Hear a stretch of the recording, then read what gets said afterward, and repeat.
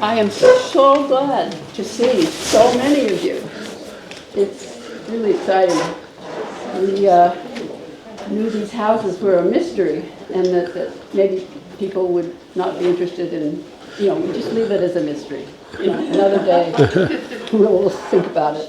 But Marc Cheshire, our speaker today, is the village historian of Croton-on-Hudson.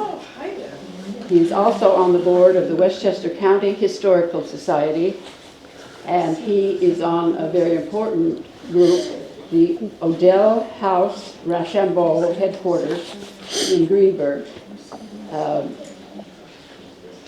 That was a tear-down house, historical house, or it was going to be. Yeah. But some people got very excited and worked very hard, and it's saved and not quite open yet. It's going to be a museum, so that's the next step. So stay tuned and tell you more about that. He is vice president of that group that has powered that. It's called Revolutionary Westchester 250. Right. So I'm again say I thank you for coming.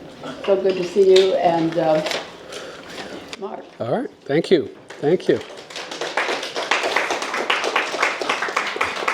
I should just mention the Odell House Rochambeau headquarters is the house where the French General Rochambeau stayed when the French and American troops were encamped in Greenburgh in 1781. Unfortunately, the house nearby where Washington stayed was torn down many years ago. And luckily, the Odell family managed to turn over the house that they later bought. So it's interesting for several reasons. One is it's the place where Rochambeau stayed. It's also, we're almost virtually certain it was the place where Washington and Rochambeau met with their officers and made the fateful decision that they were not going to attack the British in New York City, but were instead going to break camp and march to Yorktown, Virginia, to the final major battle of the war. So we hope to open it as a museum in late 2025, certainly in 2026, for the 250th anniversary. All right, but tonight we're going to talk about something else. Just to orient you, in case some of you may know where these houses are, but in case you don't, this is a map of Croton. And the area where the stone houses are is here, between Prospect Place, Old Post Road, and this little road that's called Stevenson Place, that was actually named to honor the family who built the houses. This is a modern, satellite view, and again, this is Prospect Place, this is Old Post Road North, and then Stevenson Place.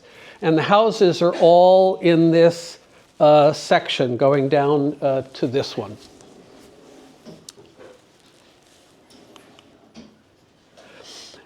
So the group of 10 houses that we call today the stone houses were all constructed between 1900 and 1936 on Old Post Road North between Prospect Place and Stevenson Place. They were built on land that Elizabeth Stevenson inherited from her father. The first house, called Wyndhurst, was designed in 1900 by a New York City architect, Percy Griffin, and it was completed in 1902. The site where the house was built was extensively graded to create a large platform on which all the other houses were later built. Mrs. Stevenson became very involved in the design and construction of Wyndhurst. When it was completed, she decided to design and construct other buildings on her property. Initially, storehouses, a garage, chauffeurs' quarters, and those buildings were later expanded into homes. Her son Harvey once wrote, "Why my mother did all of this was purely for a unique obsession to plan and build." So this is Elizabeth on the left and her son Harvey as an adult on the right. As a young man, Harvey helped his mother design and often redesign the houses. He liked to say that as soon as she finished one, she started making plans for how to improve and expand it. He later went on to Yale, and he majored in architecture. At first, his contributions were limited to additions to existing structures, but eventually he designed new houses for the group, including the modernist Dexter House, which I'll show you, and the one on the corner of Old Post Road and Stevenson Place, which he built for his parents and later lived in himself. Oops, got to point it that way. There we go. Italian stonemasons who had worked on the construction of the new Croton Dam built most of the structures. It's said that Mrs. Stevenson, whoops, I've skipped one. There. So that's one picture we have of them. There we go. It's said that Mrs. Stevenson played Italian opera records for them to listen to as they worked.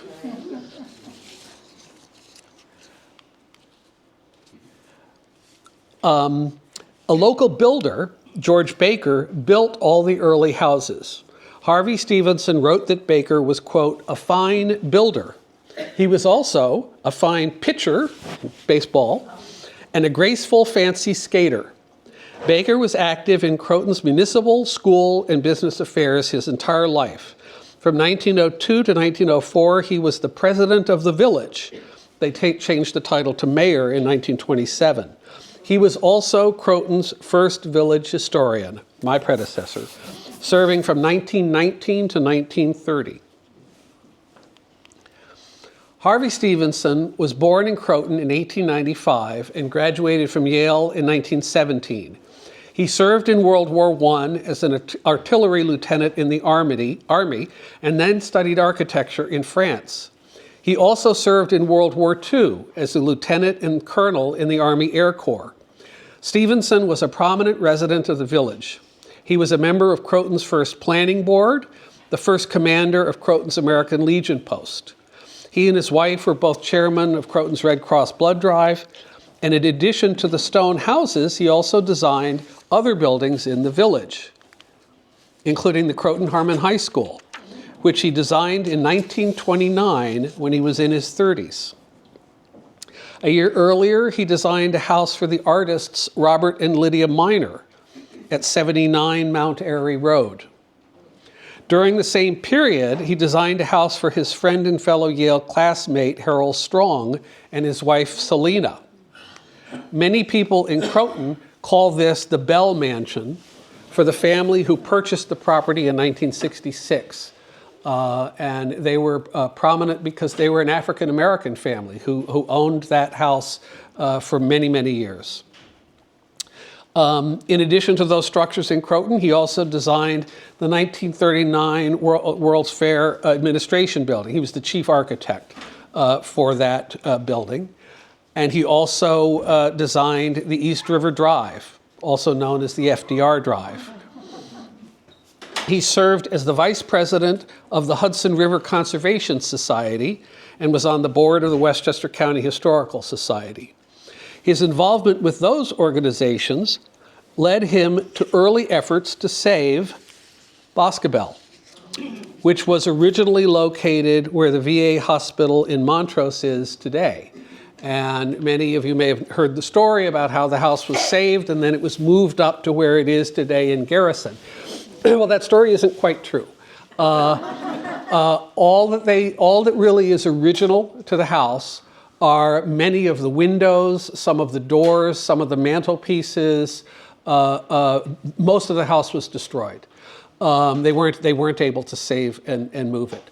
The reason that they were able to construct it was during the WPA, during the Depression, one of the projects was to hire unemployed architects, and they were sent around to various places in the country to make exact architectural drawings and floor plans and measurements of historic houses. And that had been done with Boscobel when it was located, where it originally was, and so they used those plans to reconstruct it. So as I said, only parts of it are the original house. Stevenson's grandfather was Harvey Farrington, Harvey Farrington was born in 1820. As a young man, he sailed sloops on the Hudson River. He got into the steamboat and barge business and became very wealthy. He started the Hudson River Day Line and was a shareholder in the Knickerbocker Ice Company and Irving Bank, among other ventures. He's said to have been a close friend of author Washington Irving. At the turn of the century, he lived in this house on the north end of Riverside Avenue, where Wolf Road is today. Unfortunately, his home was torn down, but the gatehouse that you see here on the side is still there at the corner of Riverside Avenue and Wolf Road. If any of you have ever driven up, you've passed by this house, and it looks kind of odd because everything around it is modern. That was the gatehouse for the Farrington estate. Farrington owned most of the land in the north end of the village, about 600 or 700 acres, running all the way up from the banks of the Hudson River up Mount Airy. In this 1911 map shows the property where the stone houses were later built. This was Farrington's house that I showed that engraving of. That's the house, the gatehouse that's still on Wolf Road. This is North Riverside Avenue. And then here is the property sort of going along here that he owned that his daughter Elizabeth got. Okay. So Elizabeth Stevenson inherited this property and began planning Wyndhurst after her marriage to Frederick A. Stevenson. Stevenson was the CEO of AT&T's Long Lines Department, meaning their long-distance telephone, which he joined in 1893. He supervised the construction of the first transcontinental telephone line. And he was in New York City with Alexander Graham Bell in January 1915 when the first transcontinental telephone call was placed. According to his son Harvey, Frederick Stevenson had personally installed the final telephone pole for the transcontinental line. This is their house, called Wyndhurst, which they mainly used as a summer home. And this was sort of the house that was originally the only house on the property. It was the beginning, and it was during the process of working with the architect. And this is the only house that wasn't designed by the Stevensons. And it was during the process of working with the architect on designing this house and watching it being constructed that got Elizabeth Stevenson interested in architecture. So this is a 1983 survey of the area, bounded, here's Prospect and then Old Post Road North and Stevenson Place. So I'm just using this to kind of orient you, and then I'm going to talk about the houses in rough chronological order as best I've been able to determine it. With some of the houses, it's not always clear. Yes, you had a question? Was their house there that you just pointed out, was that a stone house? It's made of stone, also stone and brick. Yes. Yeah. And much of the stone that was used for the houses was actually quarried on the property. There's actually the remains of a quarry down in this property. You can sort of see a little bit of it. It's in the back of this house. This house owns a very large piece of property, and it's down along Riverside Avenue. And so a lot of the stone was quarried from there. Plus, it's possible that some of the other stone was removed from the hill to flatten the property. Yeah. Was there any particular style of stone on stone? Was there any concrete in between the stones? Well, we'll see. You're going to see a lot of stone walls in this presentation. Okay, so as I said, so that arrow is pointing to the first house, Wyndhurst, which originally was the only house there when they started this project. And this is a photograph, an early photograph, showing the south side of the house. The Hudson River is off to the left. The road in the foreground was the original driveway, which came up from Prospect. It's since been removed, but the original driveway came up, and I guess that was the front of the house facing the river. But today you come down a different driveway and it's harder to decide what's the front and what's the back. That house is still there. Oh, yes. Oh, yes. And this is the one house I have not been in for various reasons we can talk about at the end. So then, Marc, yes. how do you spell Wynd? Wyndhurst. Okay. Yep. So this is the view from Old Post Road North, showing newly built walls and a new driveway. And the building to the right was a garage and chauffeur's quarters that was later expanded to become the house that's today 118 Old Post Road North, that I'll talk about in a minute. Standing in the road is Elizabeth Stevenson. The Stevensons owned Wyndhurst until November 1926, when they sold it to Saul Rogers and his wife. Rogers was the vice president of the Fox Films Corporation.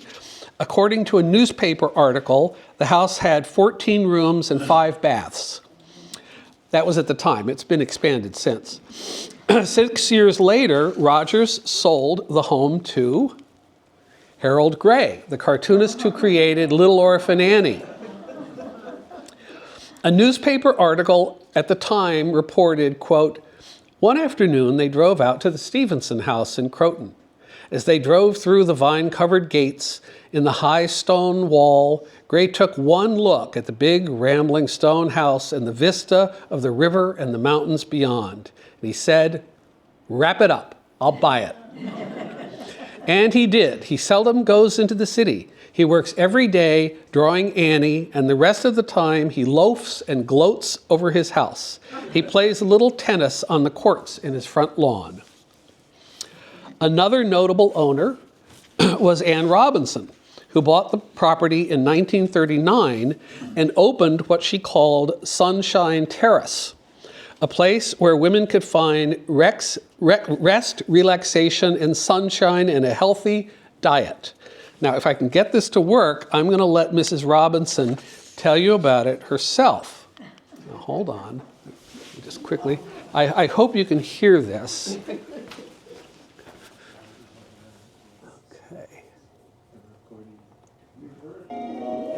For girls who get combat fatigue in the struggle, there are places in the country where the idea is just relax and let nature do the rest. Ladies, we believe the path to beauty is by rest, complete relaxation. We have nothing to sell at Sunshine Terrace but rest. It is better if you do not call your husband or sweetheart on the phone or have any other emotional experience that will upset your complete relaxation. That's Croton Point in the background. Are we agreed?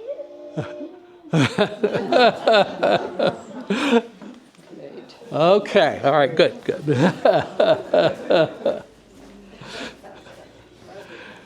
And we talk about the rest and relaxation. Of course, many of them were resting and relaxing from problems with alcohol and drugs. Of their husbands? No. Perhaps caused by their husbands, but we won't get into that. So the house has been expanded over the years. This is what it looks like today. I'm going to show you some photos. As I said, this is the one house I haven't been in. This is the gate from Old Post Road. This is coming down the driveway. I managed to sneak on the property with the permission of one of the owners nearby who said, "Oh, let's just go." So I have these exterior photos, but have not been able to get into it. This is from the Hudson River. This is the Hudson River is behind me when I took this photo. But again, it shows you the kinds of stone walls that exist throughout the property. Yeah. Okay. So the next house is 134 Old Post Road North, which was built around 1905. Originally, it was a one-story high garage. The second story was added by Harvey Stevenson around 1917. In the foreground, you see what's called the lake. which is basically this area. You can see this body of water here. This is Old Post Road North. The river is this way. What's also interesting about this is that today there are houses on both sides of this. So this is taken when it was new and before the houses. Yeah, this is a map showing the lake that we looked across in that photo. What? No, it was basically taking water that came off the hill, and it was used for cutting ice, which, we'll get some firsthand testimony about the ice cutting in a minute. So this is the house later on when it had been enlarged, and you can still see the lake there in the foreground. Sorry, this is the house showing it when it was enlarged. This shows the second floor and a chimney have been added. Now, many longtime residents of Croton call this the Calder House because the famous sculptor Alexander Calder lived there. But he wasn't famous at the time because he was 11 years old. Here he is with his older sister, Peggy, standing in the doorway of the house. In his autobiography, Calder wrote about the 3-year period when the family lived in Croton. He wrote, "One feature of the new surroundings was extremely nice for me, a big artificial pond," the ice pond. "It was 2 feet deep and was used for ice cutting. We learned to skate on this in the winter. And in the summer, we used a snub-nosed boat that belonged to the Stevensons. I used it all the time. I speared frogs from it, caught newts, studied water life. I remember the life in Croton as very agreeable. Peggy went to school in Ossining at a Miss Bentley's and took the train every morning. I went to the Croton Public School." Yes, he went to the Croton schools. "I began in the 5th grade. There was a Stevenson boy named Harvey, a bit older than Peggy. He was very nice and taught us how to skate. He went to a private school down the river. Behind his back, we called him the Squire." Here's Calder with his family. Calder's on the left. I think it's his father sitting next to him. His sister is in the white shirt on the right. When he was there, he was a very precocious young boy. He was starting his career, as an artist. And there are a couple of pieces that we know he created when he lived here, including he did both. These were Christmas presents that he gave to his parents in 1909, a dog and a duck that he trimmed from a brass sheet and bent into formation. So this is one. This is the duck. And the duck is kinetic, rocking it. You can rock it back and forth when you tap on it. The Calder family moved to Croton in the fall of 1909 and left for Spuyten Duyvil in 1912. 2 more notable American artists moved into the house after them. Kenyon Cox was there from 1912 to 1916. He was a painter, illustrator, muralist, writer, and teacher. He was also an influential and important early instructor at the Art Students League of New York. The painting on the left is a portrait of his wife. Cox was followed in 1916 by Jules Gurant, whose work is on the right. A muralist, architectural delineator, and illustrator, he's best known for his 2 large murals in the Lincoln Memorial in Washington, D.C. This work on the right shows the Washington Arch in Washington Square. In addition to this group of important artists, in 1952, the property became the home and studio of the photographer W. Eugene Smith, perhaps best known for this 1946 photo, The Walk to Paradise Garden, which many times has been misattributed for having been taken in Croton. It was not. He was living in Croton when it was published, but it was not taken in Croton. I think it was in Hastings-on-Hudson, where he lived before he moved to Croton. Smith first came to Croton in 1943 for a Parade magazine story called A Small Town Doctor at War. And at the time, he was only 25 years old. And almost a decade later, he bought the Calder House and owned it for about 7 years. The year after he moved in, Life magazine published a photo essay. Before I go, I should just mention a number of Croton people are within this photo essay. This is one page of, I think, 8 pages in the issue. And the house, here is still standing. You could drive by it on Grand Street. It's actually, today it's owned by Asbury Methodist Church. The pastor lives in the house. They've owned it, they've owned it for many years. So the year after he moved in, Life magazine published a photo essay by Smith called My Daughter Juanita, and many of the photos were taken at the house. Here are a couple of them. And the present owners of the house still have the table and benches that are shown in the photos. This is the house today. This is the part you can't see from the street. Oops.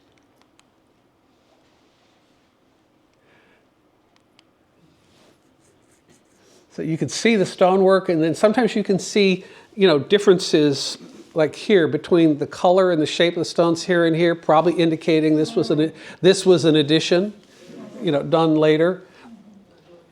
There's a lot of that in these houses as they were expanded.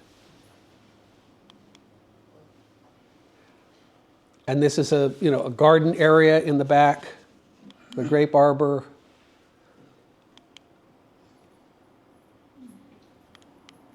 Oops. There we go. Okay. So next is 110 Old Post Road North at the corner of Prospect. This house was built around 1908. The house is called either Stone Edge or Stone Ledge. I've seen it in various ways. All the houses were given names, but we only know the names of a few of them. We're still searching, trying to find, so there's Wyndhurst and Stone Edge, and they all have names, but we don't know them all.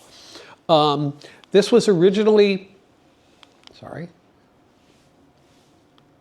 Karen, can you move? I'm wondering if you're in front of the... So this home was built for a man named John Larkin, who was a prominent attorney. His hobbies were painting and music. He was an accomplished cello and flute player. The Stevensons would attend concerts at his house. He later had a large house built on Prickly Pear Hill that today is the clubhouse for the Hudson National Golf Club. So if you've ever been to the golf club up at the top of Prickly Pear Hill, that was John Larkin's house after he moved out of this house.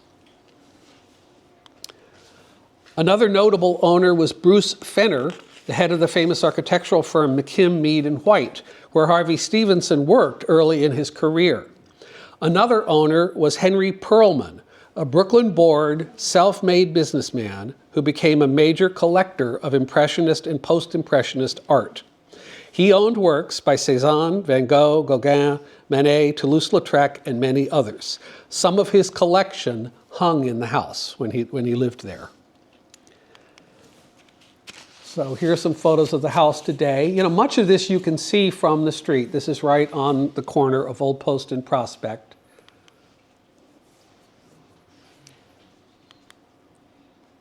This is going down the side. This is going down Prospect. This is the back of the house that you can't see from the street. Although really the way that these were built, I say it's the back of the house relative to the street. Many of the houses were designed so that the bedrooms and the living rooms were in the back of the house looking at the river. And then the front of the house was typically where the kitchen was, and maybe servants' quarters, depending on the size of the house. That's the way that they were designed. Yeah, this is the back looking toward Old Post Road. This is looking from the side, from one of the other houses across. This is actually looking across the driveway for the house next door.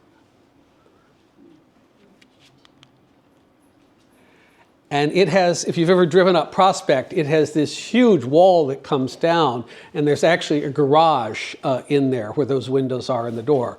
And there's an entrance to the garage. Okay. So where am I? Okay, so next is 118 Old Post Road North. It was constructed about 1910. It was originally designed by Elizabeth as a garage with chauffeurs' quarters on the second floor. It was converted in 1924 by Harvey Stevenson into a place to live after his marriage. He extended the house on the back and just expanded it. Harvey Stevenson's son was the New Yorker cartoonist, writer, and children's book author and illustrator James Stevenson, who grew up in this house. He and his older brother both went to the Hessian Hills School in Croton, and this is a drawing of the house that Stevenson did. This is in his papers at Yale. Scenes of his childhood appear in a couple of his children's books. This is the old what's today called the Croton North train station. It's now an electrical contractor's office. It's the only structure along the river that remained when the highway was put in and most of Riverside Avenue was destroyed. It's the only structure on that side of the river that is left. Oops. This is the dummy light in Croton. If you've ever been into Croton, you know our dummy light. And here's a photo of an illustration showing the dam. So as I said, there are a number. James Stevenson wrote a lot about his childhood, his memories of childhood, and in his books. And these are just a few examples of Croton things, identifiable Croton things showing up in his books. So after Harvey Stevenson, one of the owners of this house was a man named Jerome Britchie, who owned the Starlight Drive-In Theater in Croton. This is located where ShopRite is today. Whoops. So this is the house today. This is a great story. So the Old Post Road is here. The original house is here. This is the extension that's been put on. And this is a two-car garage with an apartment above. But here's what's so amazing about all these properties. The people who own this house don't own this garage that's attached to their house. Okay? And not only that, their property on the other side of the house, the other wall, which I'll show you a photo of in a minute, that property, the wall goes down and the property there is not owned by them either. It's owned by the people who owned Wyndhurst. So today, in order to go over to that side of their own house, let's say they need to do some work or see if something's wrong, they have to get permission from the people at Wyndhurst to let them in onto their property. Okay? They tried to buy this from the owners of Wyndhurst, which of course don't want to sell it. But it's literally attached to their house.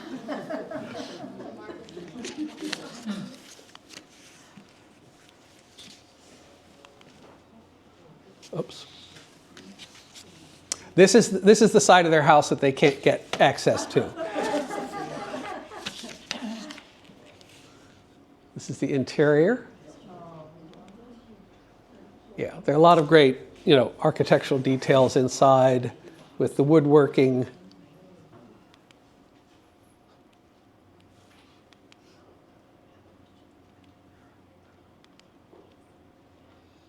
Yeah, this is the exterior. This is the part on Old Post that was originally the chauffeur's quarters that got expanded. And this is another view of the side of the house that they can't get access to without permission.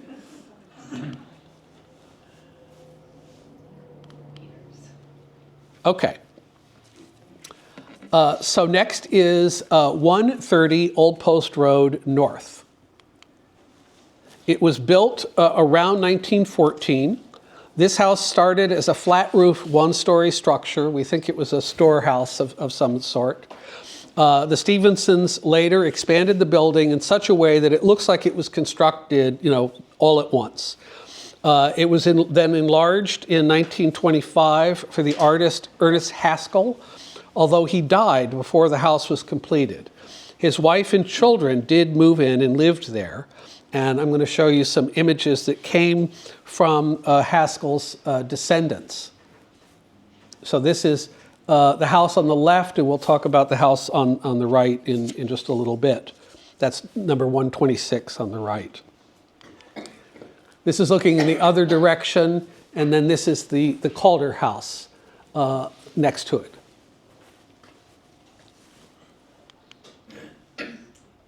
Yeah, just some of the kids.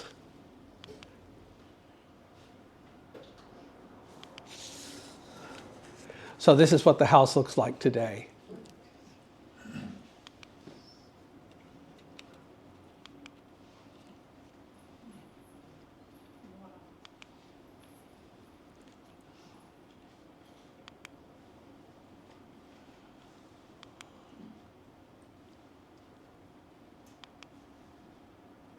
Yeah, they have a very large piece of property that goes back, a large backyard. And this area, the ground slopes down here. This is where that lake was. The walls have been removed. So the lake went across here and across the property next door.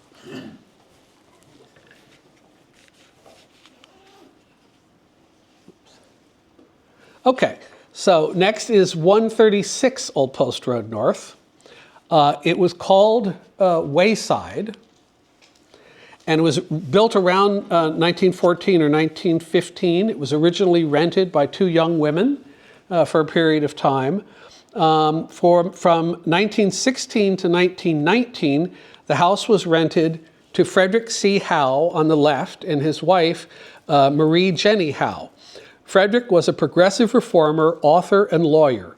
In 1914, when he was Commissioner of Immigration at Ellis Island, he was the person who allowed 9 little schoolgirls who arrived without papers from France to stay in the U.S. with their teacher. They were students of the dancer Isadora Duncan and her sister Elizabeth. Elizabeth had accompanied them on the ship, and with Howe's help, within a few weeks, they found a place to stay in Harmon, which is the development just south of the village of Croton, before they moved up to Mount Airy, where they would stay for 3 years. So his wife, Jenny Marie Howe, was a feminist organizer and writer, best known today as the founder of the feminist literary and debating society, Heterodoxy, in Greenwich Village. In 1919, the house moved into a new house in Harmon at 8 Observatory Drive, which is still there. It's a beautiful house, on a very large piece of property that's set way back. It's kind of hard to see from the street because of the way the property is arranged. So the next person to rent the house was George de Grilla, who first came to Croton with fellow Yale student Harvey Stevenson. Like Stevenson, Del Grilla was an architect. He later moved to New Haven and opened an architectural firm and had his own career as an architect. Here is Elizabeth Stevenson at the house. The sign on the wall says, "For sale / to rent." This and all the other photos that I've just shown you of the house are courtesy of the present owners who discovered them during renovations of the house. Yeah. And here's another one from that series, putting in the sidewalk and curb in front of the house. This is Old Post Road North, going north. And there today, there's a big house on the corner looming up that you can't see here. The last house that was built, but this is long before that was built.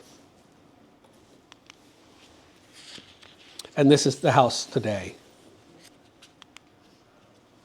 This is the back.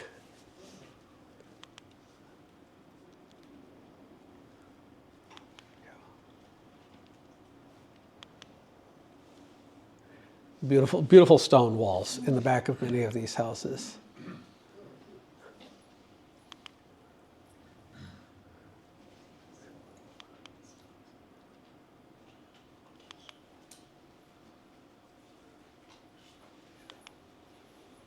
And some interior shots. I took these because I'm assuming that Harvey Stevenson designed, the woodworking design. Okay. So So then we have 114 Old Post Road North. It was built around 1917, but we have almost no information about this house. We have no old photos of it. For some reason, it's just escaped. This is a modern real estate drone photo, and it's great because you can see Croton Point jutting out. Oops. See Croton Point jutting out there. But we do have, I did get permission to see it.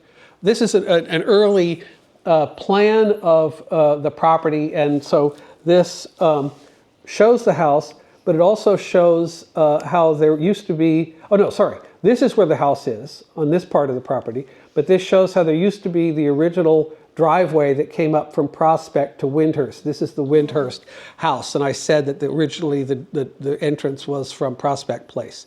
So the Stevensons must have sold off this piece of property, and then this is where the building I'm talking about now was built, and there's the long driveway that goes down. Yeah, so this, again, just to orient you, this is Prospect Place.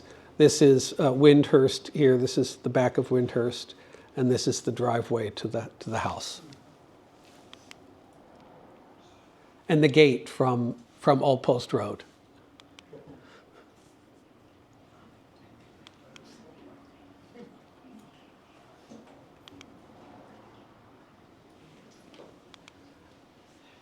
And inside it has woodworking that's very similar to what I showed you in the other house.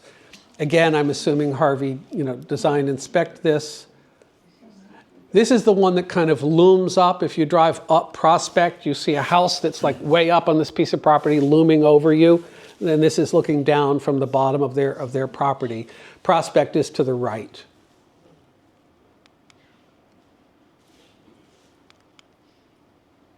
Come on. Oh, oops. And Harvey also designed this little garage, and you can tell he did this later. This looks like it's sort of Frank Lloyd Wright. Doesn't look at all like the rest of the houses. So he had different influences then when he designed this.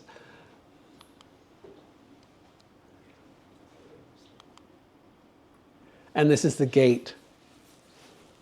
And another view of the long driveway that leads down. This house and then the one next to it, Wyndhurst, are the ones that have these long, beautiful driveways. You can sort of see the house through the trees here. Do you know the owner of this house? It was for sale. I don't know whether it's sold. It was on the market, and then they said it was sold, and then it was back on the market. Who owned it previously? No, I really don't. We don't have much information at all about people. I think at one point the Mueller family owned it. Yes. Yes. Yeah. Do any of these houses have historical status so they can be protected and not torn down? No, but people misunderstand that. Let me give you an example. There's a house at the end, on the intersection of Grand Street and Hamilton. Beautiful house. It's on the National Register of Historic Places. But just so you know, if you have a house that's on the National Register, you sell it, someone buys it, they could tear it down the next day. It doesn't offer any protection whatsoever. There are some, like I think there's some local designations where you can do that, where you can prevent alteration. And then there's there's the National Register of Historic Places, and then there are like National Register houses or something. There's a separate designation for historic properties that the federal government, has designated, and they are under strict, regulations as to what can be done with them. Okay, so where am I? All right, so next is, hold on. Yes, this is 126 Old Post Road North. This started out, although it doesn't look like it would have, but it started out as a one-story garage storage building about 1908 to 1910, and then the Stevensons later expanded it in such a way that it appears like it was constructed just like this. One of the most interesting owners of this house was a man named Oscar Lebec. If I can get this to work. I hope the battery isn't running out on this thing. There we go. Oscar Lebec lived there from 1941 to 1954. Lebec was born in Germany, where he did stage designs for Max Reinhardt, regarded as one of the most prominent stage directors of the early 20th century. He moved to the United States in 1930 and did similar work for the Broadway productions of Florence Ziegfeld. In the mid-1930s, he was working as an industrial designer of textiles and furniture, while also writing and sometimes illustrating children's books. He's best known today for his role in establishing Dell Comics during the 1930s and 1940s. And when the present owners moved into the house 30 years ago, they've been there for a long time, the doors in the kitchen were decorated with art that Lebec had created, and they were signed by comic book artists and writers and executives who worked with him. Last year, they donated the doors to the Croton Historical Society. For those of you who know your cartoon characters, Woody Woodpecker, signed by Walter Lantz, who created Woody. Yeah. And then, of course, the art is by Lebec. When they moved in, they said that there were other doors that were just in terrible shape that they did throw away, but they thought these were important. They put them up in the attic, and they had them for 30 years. And when I contacted them, because I contacted all the owners to get permission to come and photograph the interiors and the exteriors of the houses. And so they said, well, we've got these doors, they've been up in the attic. Do you want them? And I said yes. And I managed to stick them into my car. I was literally driving like this, with the doors sticking, because they're very tall. They're about 6 or 7 feet tall. Okay. So here are a couple of photos from the street. And this is the back of the house.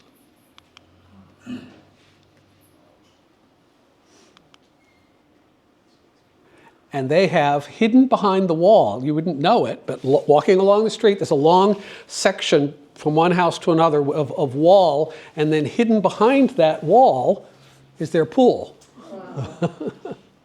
So Old Post Road North is right on the other side of that wall on the left. This is a view of the back of the property, and this water that you see accumulating is where that stone-walled lake was. And it is low there, and it does tend to accumulate a lot of water, even today. So this is going back over, and this is the backyard of the property next door that I showed you a photograph of. So that's looking out toward the river. And then the structure in the back, the arrangement of the land in the back is kind of weird. This is actually part of the Wyndhurst property, this wall that's next door, and this is a greenhouse. And the two people who live in this house are master gardeners and have always wanted to make a deal to buy that section of the property to have the greenhouse, but the people who own Wyndhurst said no. Because it's not used. It's just kind of falling apart. Yeah. Okay. All right. So now this is a little bit of a departure. This is 132 Old Post Road North. This is the Calder house. This is where the lake was. This is the house we were just talking about, and you can see their property comes back. This is that greenhouse. So this is a long driveway that comes back to this house that you can't really see from the street. And this is the one that's the departure from the others. This is the modernist house. This was built in 1934, and it's a modernist departure from the architecture of the rest of the homes. The house was designed by Harvey Stevenson for Byron and Jean Dexter, although the story is originally he wanted to live in it himself but realized he couldn't afford it. This is the one stone house that isn't really stone. A 1935 article in the Proceedings of the American Concrete Institute say the house was built with concrete masonry blocks, lightly coated with Portland cement stucco. The cost of the house in 1935 was approximately $16,000. So Harvey designed the house. This is from an architecture magazine. He designed the house to go down the slope of the hill so visitors would see the beautiful view of the Hudson River above the roof line. The Dexters came to Croton because Jean had been a dance student of Elizabeth Duncan in Europe. Byron Dexter was an aspiring playwright. In the early 1930s, the couple lived at Finney Farm, which is just north of here, north of the house in Croton, where Jean taught the Duncan style of dance until they moved into their new home. Here are some of the dancers on the back of the house. Jean Dexter is the second from the left in this photo.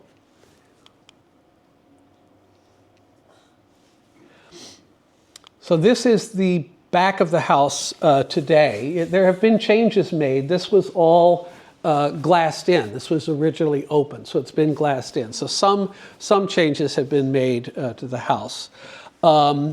So this is the back with this large room off the patio on the right. The bottom floor, in the bottom floor, there's also a patio, and that also has a small stage in it where the Dexters and their friends would put on plays, dances, and musical performances. The backdrop of the stage featured 2 cement fresco murals. This is one of them, by Olaf Olsen. They were originally done for the New York State Pavilion at the 1939 World's Fair, a building that Harvey Stevenson helped design.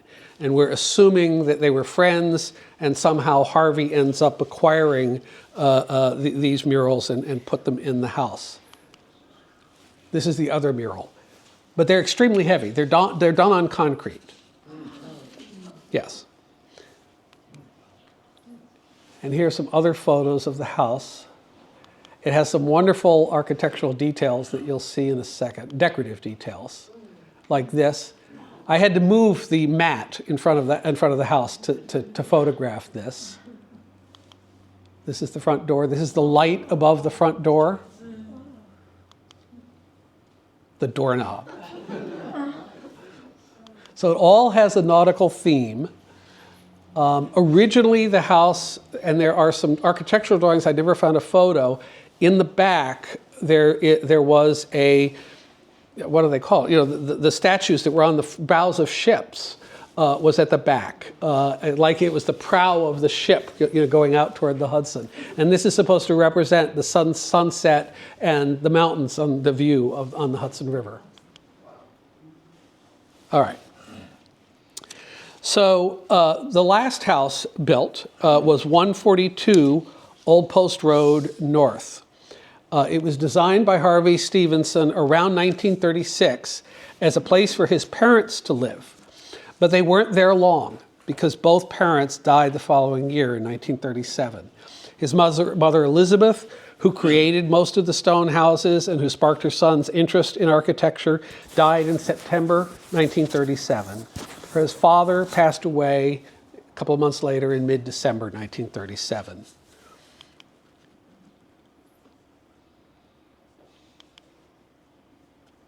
So this is the back side of the house. And this is interesting because this shows that they couldn't get the same stone anymore when they built this house. So this was built from probably modern quarried stone that didn't come from Croton, didn't come from the site, and you can really see it here between. And again, almost all the houses, they're all, the walls and everything, it's all interconnected. So this is the house next door. So the owners of this house don't own this wall. That's the next door. So the property line is right along here. It's just, you couldn't do any of this. This was all done before the days of zoning.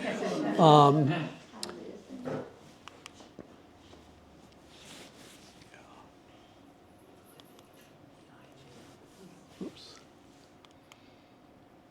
Yeah, that's a close-up. Really shows it. So So Harvey Stevenson moved into the house after his parents passed away. They moved in early 1938, and it was their home until December 1959, when they sold the house and moved to Connecticut. So they were the last of the Stevensons to move. And then they sold this house to a man named David C. Adams, who was then the chairman of the NBC television network, who lived there for many years until his retirement.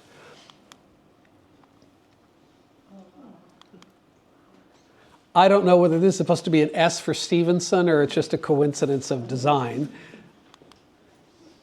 So in the kitchen, the current owners have kept the panel for an intercom system, which must have been quite innovative back in the day, but it's also a fitting tribute to Harvey Stevenson. Hold on. To Harvey Stevenson, the man who designed the house and so many other important buildings in Croton. And that's my presentation.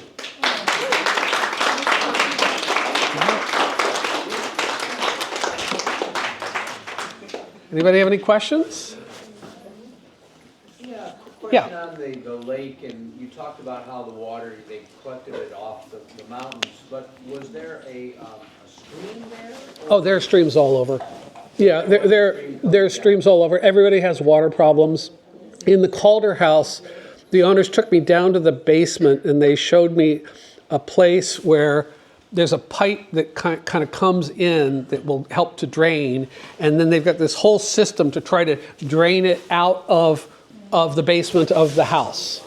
And there have been times when suddenly the basement gets flooded because so much water is coming down the hill, down Mount Airy, down across the streets, down into that property. But originally, I don't know whether originally there was a spring that fed it.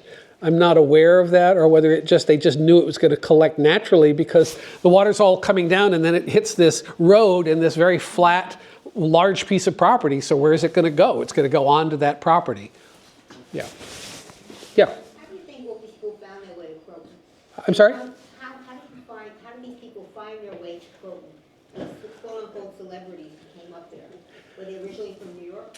Oh yeah. Estate agent, they have no idea how possibly they... It was people interconnected. I mean, in the earlier days, the Stevensons were very socially prominent people who knew people from all over, and they probably just, friends of friends said, oh, so-and-so is looking for a place to rent. It was that kind of thing, word of mouth. And because several of the architects, for example, who lived there were connected with Harvey Stevenson through the architectural firms he worked for before he eventually started his own firm. So it was that way, yeah. Yeah. They seem to have had a long history in the area. Any idea what prompted their move to Connecticut? Well, Harvey Stevenson was getting older, and I think he just, he loved Connecticut and wanted to move there, and just, uprooted. By then, I think his kids were adults then and had moved out, and so he just kind of moved up to Connecticut to retire. Yeah. Anybody else? Yeah. Since you met many of the owners of the houses, you asked about upkeep. Is it Yeah. especially difficult to maintain the houses? Certainly anything that involves exterior walls is difficult because they're all thick stone walls. And so if you need to put something in, somebody's got to get a jackhammer to make a new opening and, that kind of thing. And I mean, one of them, it's amazing, the house on the corner of Prospect. So I got a tour through the house. It's it's got a basement, so it's basically 4 stories. There's a basement and 3 stories. There's a upstairs. You can only get access presently, because I think some work's been done on it, by pulling down a ladder, step ladder to get up. But when you get up to it, there are rooms that you can stand in. So it must have had a staircase that went up there or something originally. Nothing's done to them. It looks like it's an abandoned house up there. The wallpaper is peeling off. There's dust everywhere. They don't use it for storage because it's so hard to get up, and it's a big house, so they don't really need it. It's just up there. There's this whole other floor that's just unused. Yeah. One last question. Yeah. Where else did Stevenson build? What other parts in Westchester, or what was his? He designed a number of private homes for different people in different parts of New York State and sort of the tri-state area. He designed a home in LA, I want to say for Gregory Peck. I may have the movie star wrong, but he did, there's a house in Los Angeles that he did for one of the movie stars. He did a number of projects. Also, down in Ossining, there were a group of modernist homes. What's the big estate? Wasn't it Abercrombie? Was it Abercrombie? Yeah, but there are a group there's a group of homes in that area around that property that he was involved in designing. So there are a number of other places, but with a lot of these architects, there's no comprehensive list. You have to kind of put it together yourself or find biographies of them, and the biographies may only mention the ones they thought were the most important. He also designed some townhouses in Manhattan, other buildings where there was an existing townhouse and he came in and they gutted it and he, redesigned the interior. But he's like a lot of these architects who, they were prominent within the community in their day, but they're not Frank Lloyd Wright, they're not famous. Yeah. Yeah, so I want to make sure that I understand. Elizabeth designed the buildings, the outbuildings, but when they were converted into homes, Harvey was the... No, she designed, and when we say designed, we don't know the details. Harvey isn't with us anymore to ask, I'd love to ask more questions of him. So we don't know if she literally designed blueprints or she just kind of did some drawings of them, or we don't know, or whether she sat down with the builder and said, okay, this is kind of what I want to do. We don't really know those details, other than he himself credited her with designing the buildings and the expansions of the buildings. And then he worked with her when he was growing up as a young man, and then he goes off to architecture school and then continues, to work with her. Yeah. Did you ever consider writing a book? Oh, maybe someday. I Yeah. would buy it. Yeah. With the photos and your information. Yeah. Yes. I don't know where I heard this, but I heard that Edna St. Vincent Millay lived at or resided at for some time. Was that just a total rumor? No. Edna St. Vincent Millay lived in Croton for a period of time. She was married in Croton at the house of the artist Boardman Robinson on Mount Airy Road South, which is still there today. And she married a wealthy Dutch coffee importer, Eugene Beausevane. So they lived in Croton for a number of years. They also, and then they eventually moved to Greenwich Village. I think she'd started out in Greenwich Village, then she met him and moved up here, and then they moved back to Greenwich Village. But she was married in Croton.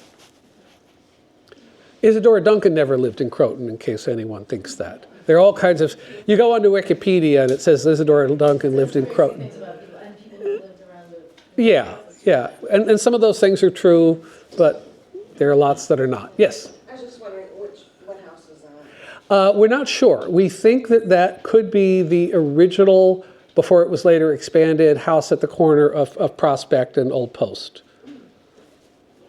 Yeah. A lot of the old photos that we have, they don't always say which house it was. And because they're all so similar and they were also expanded, it's kind of hard to always know which house they were. Yeah. That's the Perlman house, I believe. Okay, well that would have been, yes. My husband and I lived at 29 Prospect Place. Uh-huh. So we were very familiar with Rose Perlman. Yeah. And her 40 Van Goghs. Yes. One yes. day we were living here, I looked in my backyard and there were men walking around with looked like almost Geiger counters and the soil and everything, and went out and said, what is happening? And the man said, well, a house, not the next house, because we were stuck. Mrs. Perlman's tennis court and pool were on the side of our house. Yes. Then there was the other house in back of our house. Right. Then there was another, the second house going in, the people in that house are having plumbing problems. Uh-huh. They can't flush the toilet. So I said, what does that have to do with us? Yeah. She said, well, we believe that the pipes from that house are coming out and going down the side of your house. Right. Which next to us was something that looked like a garage. I believe that was a driveway that went up to those houses. Yeah, it could have been. Yeah, yeah. So I Yeah. said, oh, it's impossible. And I went to the town and they said, that's impossible. And men showed up and of course, they were right. Yeah. They fixed the plumbing and Yes. people in the second house going in could flush the toilets. Yes. And then years later, they put new plumbing in and they went out to. Right. All kinds of stuff back then went on. It's just, yeah, particularly with the older houses. Before there was zoning, Yeah. I lived in a house in Croton and had an issue and discovered that the water line that came into my house was tied into the water line out in the street on the far side of my next door neighbor's driveway. It went under their driveway and across my front lawn into the house. So, yeah. Yeah. The workers that came, they came Yes. up from New York City, they weren't living on the property. No. The workers who worked were men who had come to Croton to build the new Croton Dam. And so much of the construction for the new Croton Dam was done by Italians, who some of them highly skilled stonemasons, who were paid better than the day laborers, but who came to Croton. And then when the dam was completed, some of those people stayed in Croton and settled in Croton. Others moved on to other construction projects, but there were many people in Croton who are descended from people who, I work with some of them at the Croton Historical Society, the old timers, where if you didn't have parents and grandparents who lived in Croton, you're a newcomer. I've lived in Croton for 30 years and I'm a newcomer. Yeah. Yes. I lived in 118. Uh-huh. And the house, the two big houses behind 118 on either side. Yes. One of them, the one where the cartoonist, Yes. Little Orphan Annie. Yeah. After that, then it was that place where the women lived. Yes. They planted all the tulips Uh-huh. along the way. After that, did you ever hear of Charlie and Begonia? Begonia was into the antiques. No. They had an antique place on North. Was it North? North Riverside? Yes. Uh-huh. Oh, not North. No. No. On, Brook Street. Brook Street. Yeah. Yeah. Uh-huh. An antique place. That was Begonia. Okay. That house, you walked in, first, I remember we were invited there, it was a Christmas time, freezing cold, up the dark, dark driveway, you couldn't even see your hand in front of you. And my daughter was with us and she said, Ma, I feel like we're gonna go in and never come out. It's amazing. You walked in and it was a castle. Yes, yes. And I remember the front door above that, there was like a walkway up Huh, there. uh-huh. And she had these vestments up there. Yeah. You were in Europe. Yeah, yeah. I'll never forget. Yeah. I remember she's in the kitchen and she was cooking. Yeah. Is that Wyndhurst that you're talking about? Which house is that you're talking about? The Wyndhurst, Wyndhurst, I think. No. Yeah, maybe. Yeah, I think you're talking about your Wyndhurst. Yeah. And that's the one that you haven't. Right, it's the one that I haven't been into. It was owned by many years by a family, and the mother, who was elderly, lived there for many years, passed away, and then the kids, who I guess have enough money that they didn't need to worry about selling it, they would use it, and they would come there sometimes on weekends or whatever. I don't know whether, no one really knows the details, but we know the suspicion is that they're getting ready, they're doing work on it and getting ready to put it on the market. It's toughie to sell. Yeah. This is weird. Yeah. And on the other side, yes, that was the most. Yeah. Lovely. Uh-huh. He owns all that property going south Uh-huh. across the way. Yeah. That's Yeah. Stewart. Uh-huh. I remember that. Yeah, yeah. And then that house, they just sold recently and moved to Sarasota. They're a Greek couple, an older Greek couple. Yeah, Lovely. yeah, yeah, You yeah, know, that I knew. yeah. And going further north, there's the Adams family. Right. In the corner. But I think it was the Calder house. That was owned by the Martins. He became a sir. He was a famous radiologist in Uh-huh. Columbia. Right, right. Yeah. Yeah, no, all kinds of, They you were know. lovely. Yeah, yeah, Nice. yeah, yeah. Interesting. Anybody else have any questions? Thank you. All right, well, thank you, thank you.